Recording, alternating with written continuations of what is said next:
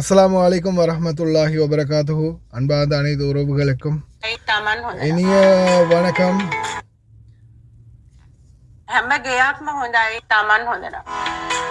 எல்லா வீடும் நல்ல வீடு தான், நீங்க நல்லொன்னா. எல்லா வீடும் நல்ல வீடு தான், நீங்க நல்லோம்னா எல்லா வீடும் நல்ல வீடு தான்.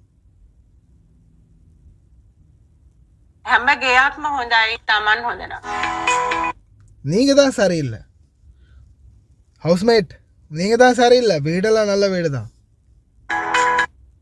ගෙවල්ලට අයිති වීසා එකක් එක්ක. ඔයාලා ගිහිල්ලා වැඩ කරගෙන ඉන්නවා නම් ගෙවල් මාරු කරන්න අවශ්‍ය නැහැ. කිසිම ගෙයක් නරකයි කියලා නැහැ. ඔක්කොටම හම්බෙන ගෙවල් හොඳයි. ඕගොල්ලෝ තේරුම් ගන්න ඕන ගොඩාක් සුරංගනා ලෝක නෑ රටවල. හරිද? ඕගොල්ලෝට වෙන්න ඕනේ මොකද? පඩිය හම්බෙන්න ඕන. ඔයාලගේ මූලික අයිතිවාසිකම් ටික හම්බෙනවා නම් එච්චරයිනේ තියෙන්නේ. ඒක හම්බෙන්නේ නැහැ මිස්. ඒකනේ ප්‍රශ්න. நம்மளுக்குரிய சரியான உரிமைகளும் நம்மளுடைய சம்பளமும் கிடைச்சா அதுக்கு மேலே என்ன வேணும் உங்களுக்கு? போன வேலையை பார்க்க வேண்டியதானே அப்படின்றாங்க. அதுதான் கிடைக்குது இல்லையே. சம்பளம் டைமுக்கு இல்லை, சாப்பாடு டைமுக்கு இல்லை, தூக்கம் டைமுக்கு இல்லை. இப்படி எதுவுமே டைமுக்கு கிடைக்காதால தானே பணிப்பெண்கள் வந்து உங்கள்கிட்ட கம்ப்ளைண்ட் பண்ணுறாங்க. அதெல்லாம் கிடைக்காது தானே பிரச்சனை. கிடைக்க வேண்டியது சரியாக கிடைச்சா நாங்கள் எவ்வளவு කෂ්ටපරන ලියා මක්කලේ. වැරදි හොයන්න එපා. ඔයාලා තේරුම් ගන්න මම ආවේ රට වැඩ කරන්න. මගේ පඩිය හම්බ වෙනවනේ මම වැඩ කරා ලංකාවට ගිය අවුරුද්දක ඉඳලා. වැඩ කරන වෙලාවේදී ෆෝන් එක කනේ ගහගෙන ඉන්න එපා. මම ගොඩාක් වෙලාවට දකිනවා. කොහෙද? யாருப்பா அது? ஐயோ, உருவத்தையெல்லாம் கேலி பண்ணல. நம்ம சாப்பாடு நம்மளை விற்று எப்படி வளர்ந்துருக்காங்க பாருங்க. நல்ல வளர்ச்சிடா. ෆෝන් එක කනේ ගහගෙන ඉන්න එපා. මම ගොඩාක් වෙලාට දකිනවා අපේ අනාය ටික්ටොක් වල හැමතිස්සෙම. ඉතින් ඊට පස්සේ මොන හොඳ ගයක් වුණා සමහරක් වෙලාවට ප්‍රශ්න ඇති වෙන වෙලාවල් තියෙනවා. ඉතින් ඒ වගේ ඒවා දේවල් කරන්න එපා. වැරදි වැඩවලට ஓகே ஓகே, அதை நான் ஏற்றுக்கொள்கிறேன். டிக்டாக்ல இருக்கக்கூடிய ஒரு சிலவங்க இருக்காங்க. ஆனால் அந்த டிக்டாக்கே பாவிக்காத எத்தனையோ அப்புராணிகள் அப்பாவிகள் இருக்கிறாங்க. அவங்களுடைய நிலைமைகளை எங்கே போய் சொல்கிறது?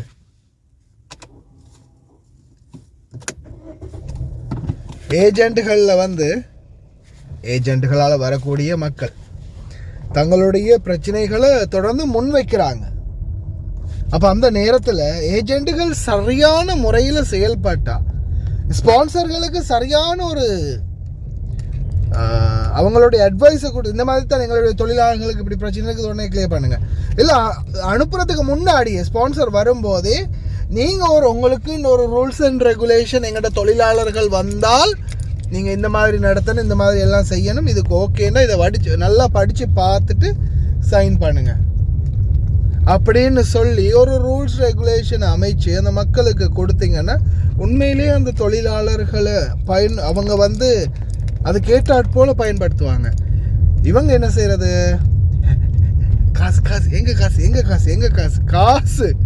காசு கிடைச்சா போதும். அதுக்கப்புறம் தொழிலாளிக்கு என்ன நடந்தாலும் சரி, ஏஜென்சி கப்சி 6 மாதம் வெயிட் பண்ணுங்க. 6 மாதம் வெயிட் பண்ணுங்க.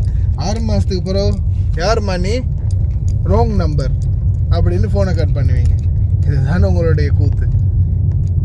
இந்த மாதிரி நிலைமையால் தான் எங்களுடைய தொழிலாளர்கள் வீட்டை விட்டு பாயிறதும் எத்தனையோ பிரச்சனைகளுக்கு முகம் கொடுக்கறது. ஏஜெண்ட் சரியான முறையில் தொழிலாளர்களை நடத்தினால் நிச்சயமாக எங்களுடைய தொழிலாளர்கள் நல்லபடியாக வீடுகளில் போய் இருப்பாங்க.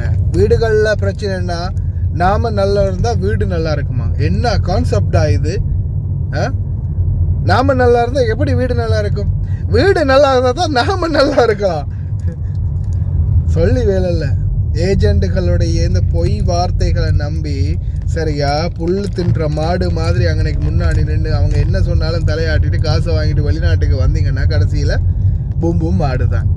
அதனால் தயவு செய்து ஏஜென்ட்டுகளில் வார மாதிரி இல்லை, பணம் வாங்குகிற மாதிரி இல்லை, தன்னுடைய எல்லா பிரச்சனைகளுக்கும் சரியான தீர்வுகளை தரக்கூடிய நல்ல ஏஜென்ட்டுகள் இருக்கா அப்படின்றத பார்த்து அம்மா என்ன ஆட்டத்தை ஆடுகிறான். இந்த பயானில் இன்னும் அந்த ரோட்டை செஞ்சு முடிக்க மாட்டேங்கிறாங்களே.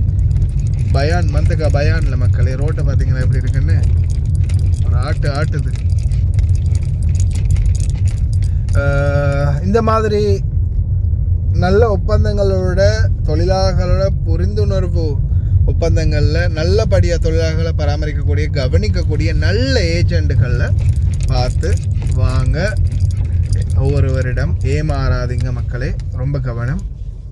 இதனுடைய அன்பான வேண்டுகோள். அதே மாதிரி அவங்க சொன்னதில் சில விடயங்களையும் நீங்களும் கடைப்பிடிங்க. இந்த டிக்டாக்லேயே இருக்கிறது, தொழில் செய்ய விடிய லைவில் உட்காந்துருக்கிறது, இந்த மாதிரி செயல்பாடுகள்லேருந்து தவிர்த்துக்கோங்க. அதுக்கப்புறம் குளோரக்ஸ் போத்தில் தூக்குறதும் மண்ணாங்கட்டியை தூக்குறதும். இப்போ எனக்கு காலையில் இப்போ வீடியோ ஒருத்தர் அனுப்பியிருந்தாருப்பா. யாரோ குளோரக்ஸ் போத்தில் வச்சுக்கிட்டு ஃபிலிம் காட்டுது இந்த பொம்பளை. எல்லாத்துக்கும் ஓடி போகணும் சரியா? உங்க போட்டோ ஓட்டினா மயிறு என்ன மயிருக்கு வந்த நீ வெளிநாட்டுக்கு தள்ளாவடு வார ஆத்துறது. எனக்கு ஃபோட்டோவை போட்டாங்க, மயிரை போட்டாங்க. நான் என்ன மயிருக்கு நீ வெளிநாட்டுக்கு வந்த? ஃபோட்டோ போட்டுட்டு ஆடுறதுக்கு டிக்டாக்ல அவன் இவனோட போய் பேசுறதுக்கும் பர்சனலாக ஃபோட்டோ அனுப்புறதுக்குமா வெளிநாட்டுக்கு வந்த வேலையை பாருங்கடி. எரிச்சலாக இருக்குது, எனக்கு கடுப்பாகுது சில நேரங்களில் மக்களை. வந்துட்டு அதுக்கப்புறம் குளோரைஸ் குடிக்கிறதும் மயிரை குடிக்கிறதும்.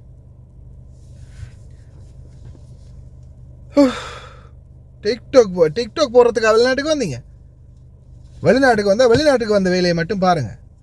டிக்டாக் போடுங்க ஆடுங்க, என்ன வேணாலும் பண்ணுங்க. அதில் ஒரு லிமிட் இருக்குது, கண்ட்ரோலாக வச்சுக்கோங்க.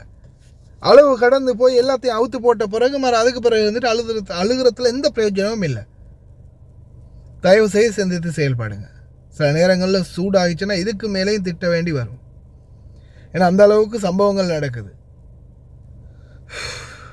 எத்தனை விஷயங்களை பஞ்சாயத்து பண்ணியிருக்கு தெரியுமா? பர்சனலாக எத்தனை விஷயங்கள் இன்றைக்கி சோஷியல் மீடியாவில் வராமல் இதெல்லாம் சோஷியல் மீடியாவில் போட்டு நாறுதுங்க. இது மாதிரி எத்தனை விடயங்களை பர்சனலாக ஹேண்டில் பண்ணியிருக்கு தெரியுமா? இரவு பகலாக தூக்கம் இல்லாமல் சண்டை பிடிச்சி ஒவ்வொருத்தனோட போராடி மல்லு கட்டி, டேய் உன்னை அப்படி பண்ணிடுவேண்டா இப்படி பண்ணிடுவேன், அங்கே போட்டுருவேண்டா இங்கே போட்டுருவேண்டா, உன்னை யூடியூப்பில் போட்டு உன் குடும்பத்தை சீரழிச்சிடுவேன் நாரடிச்சிடுவேண்டா அப்படின்னு சொல்லுவேன். பயங்காட்டி அந்த வீடியோவை அழிக்க வச்சிருக்குது, அந்த வீடியோ தூக்க வச்சிருக்குது. இந்த கட்ட பஞ்சாயத்து ரவுடி மாதிரி கட்ட பஞ்சாயத்து பண்ணியிருக்கு. எத்தனையோ கேஸ் இந்த மாதிரி. எரிச்சலாக இருக்குது, திட்டவும் முடியலை. அதான் பொதுவாகவே இதில் வீடியோவில் திட்டினது. பர்சனலாக சொல்லும்போது இந்த மாதிரி ஃபோட்டோ எடுத்து வச்சுட்டு ஏமாத்துறான் அப்படி செய்கிறான்னு சொல்லும்போது அதுங்க அழுகைக்கு திட்ட முடியலை. அவனுங்களோட பேசி கதைச்சி ஒரு மாதிரியாக கிளியர் பண்ணி சில விஷயங்களை கொடுத்துருக்குது. எத்தனை நாளைக்கு இப்படி இந்த மாமா வேலை பார்க்குறது? எரிச்சலாக இருக்குது. கொஞ்சமாவது சிந்தித்து செயல்பாடுங்க மக்களை, தயவு செய்து. ஆடையை அவுக்கிறதுக்கு முன்னாடி அவன் யாருன்றதை 100க்கு 1000 தடவை சிந்திச்சு பார்த்துக்கோங்க.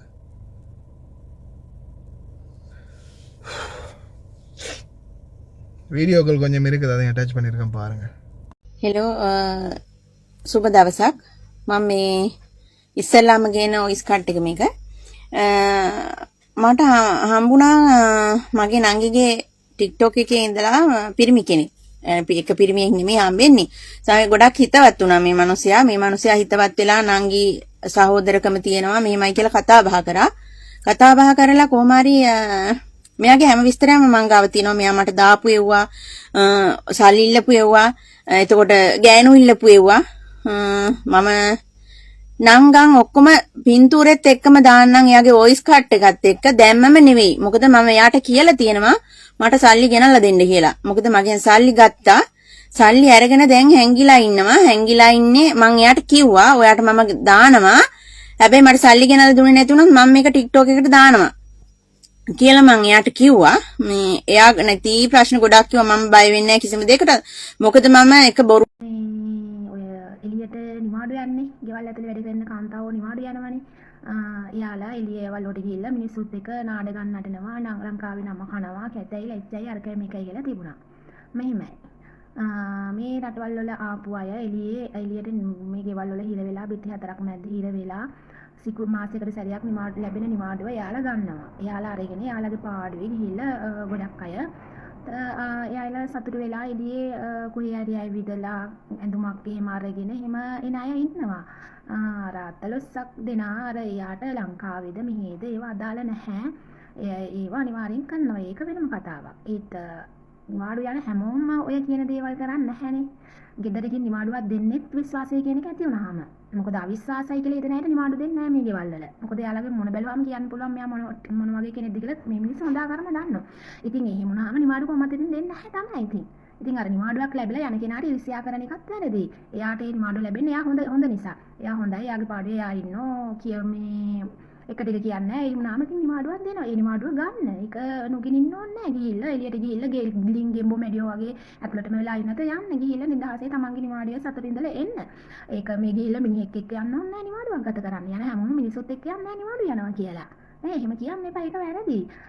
මේ වැරදි කරන කෙනාට ලංකාවද මෙහෙද කියලා අදාළ නැහැ. ඒගොල්ලෝ කොහේ ගියත් ඒ වැරද්ද කරනවම තමයි. ඉතින් ඔය අතලස්සක් දෙනා ගිහිල්ලා එළියේ මිනිස්සු තියාගෙන නැටුවට හැමෝම මේ නිවාඩුව එහෙම ගත කරන්න යන්නේ නැහැ. එයාලා යන්නේ යාලා මාර පීඩනකින් මේ ගෙවල් ඇතුළේ ඉන්නේ. ඉතින් එහෙම අයට එහෙම කියන එක වැරදි. නිවාඩුවක් ගන්න මං ආයෙත් කියනවා විශ්වාසය කියන එක ඇති වෙන්න ඕනේ. මේ විශ්වාසය ඇති වුණොත් තමයි කද්දාමලාට මේ කියන්නේ මාත් කද්දාම කෙනෙක් නිවාඩු ලැබෙන්නේ. ඉතින් අපිටත් නිවාඩු තියෙනවා. දැන් මං ඇල්ලවදු 4ක් වෙන්න එනවා. මං කවදාවත් නිවාඩු ගිහිල්ලා නැහැ. මොන වෙලාවක නිවාඩුව ගන්න පුළුවන්. මේ ගෙදර අපේ මැඩම් නා අපිට බය වෙනවා නිවාඩු ගන්නේ නැහැ කියලා යන්නේ නැහැ කියලා. ඉතින් අපේ ගෙදර එක්කෙනෙක් යනවා නිවාඩු. ඉතින් බලමු ඉදිරියට මාත් නිවාඩු යනවා. හැබැයි මිනිස්සු හොයාගෙන නම් නෙමෙයි.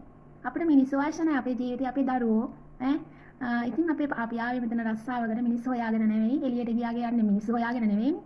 තියෙන දෙයක් කාලා බීලා ලංකාවේ කඩේට ගිහිල්ලා සතුටු වෙලා එන්න තියෙන නිවාඩුව. මිනිස්සු හොයාගෙන යන කට්ටිය එළියේ මේ කොවිඩ් එකට මේ රටවල් වලට ආවත් ලංකාවෙන් දිහත් ඒ වැරද්ද කරන එක කරනවාම තමයි. ඉතින් ඒක නිසා බොරුවට මඩ ගහන්න එපා නිවාඩු යන අයට. අපහාස කරන්න එපා. එයාලා යන්නේ එයාලගේ පාඩුවේ ගිහිල්ලා එනවා නම් ඔයාලට ඇති ප්‍රශ්න මොනවාද නේද? එහෙම වචන කියන්න එපා. දෙක්ක දෙයක් නිසා මම මේ වීඩියෝ එක දැම්මේ.